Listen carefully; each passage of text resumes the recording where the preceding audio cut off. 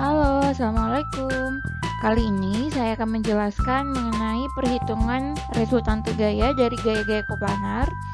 Silahkan mengikuti penjelasan dari video ini, semoga bermanfaat.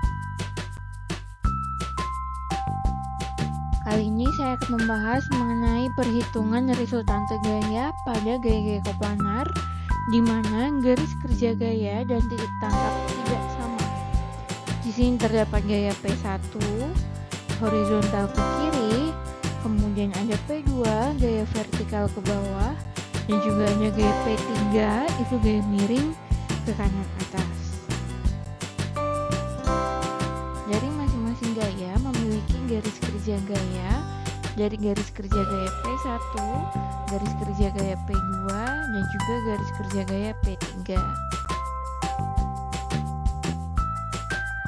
Langsung kita masuk ke contoh soal dari gaya koplanar. Terdapat 3 buah gaya P1, P2, dan juga P3 memiliki besaran yang berbeda dan juga arah yang berbeda, serta tidak berada dalam satu titik tangkap.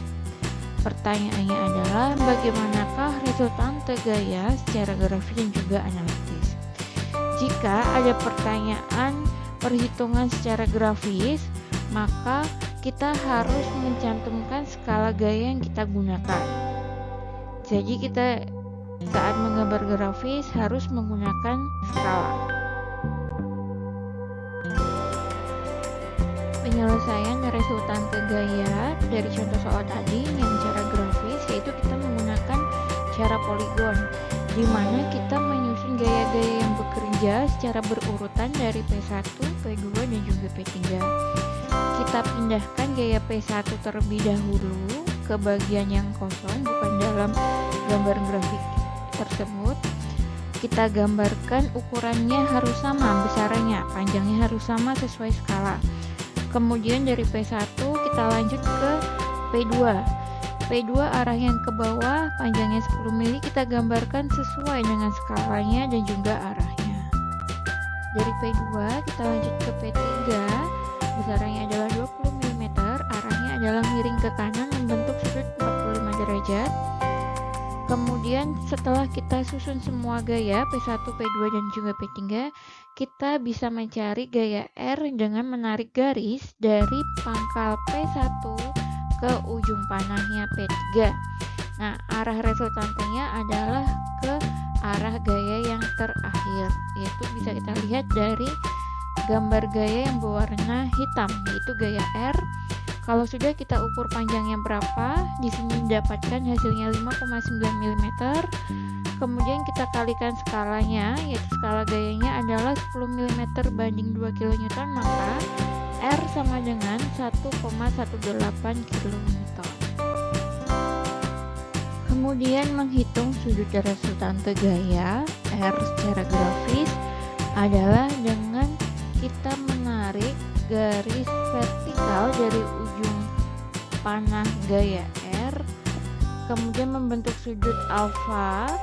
Di sini kita hitung, ternyata sudut alfanya adalah 45 derajat. Selanjutnya adalah dengan cara analitis, yaitu kita menguraikan terlebih dahulu gaya yang miring. Di sini gaya miringnya adalah P3, maka kita uraikan menjadi gaya horizontal P3X dan juga gaya vertikal P3Y. Kemudian kita hitung untuk P3X, rumusnya adalah P3 cos 45, dan P3Y rumusnya adalah P3 sin 45. Kemudian kita masukkan angkanya, didapatkan hasil P3X adalah 2,828 kN dan P3Y adalah 2,828 kN.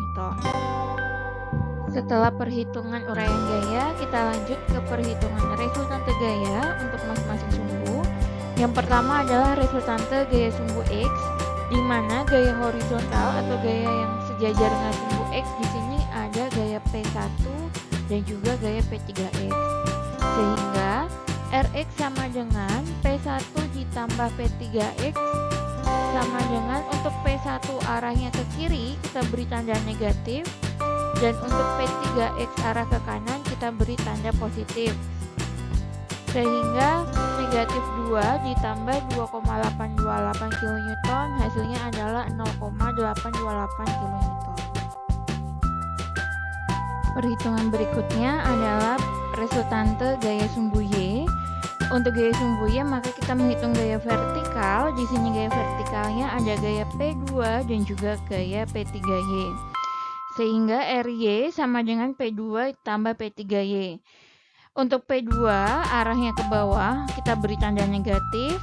Dan untuk P3Y arahnya ke atas, kita beri tanda positif. Maka P2 tambah P3Y sama dengan negatif 2 ditambah 2,828 kN sama dengan 0,828 kN. Kemudian kita menghitung resultante gaya dari gaya sumbu X dan juga gaya sumbu Y, yaitu R.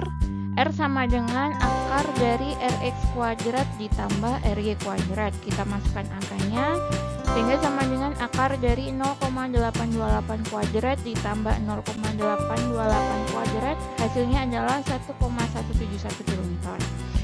Kemudian kita menghitung sudut dari gaya resultante R-nya, yaitu alfa sama dengan arkes tangen Rx per Ry, sehingga sama dengan arkes tangen 0,828 dibagi 0,828, hasilnya adalah 45 derajat. Itulah tadi penjelasan mengenai perhitungan resultante gaya, baik secara grafis maupun analitis. Kemudian untuk penjelasan perhitungan letak resultante gaya yang secara grafis dan juga analitis akan dijelaskan pada video berikutnya. Jadi selalu ikuti video penjelasan tentang materi statika. Semoga bermanfaat dan terima kasih.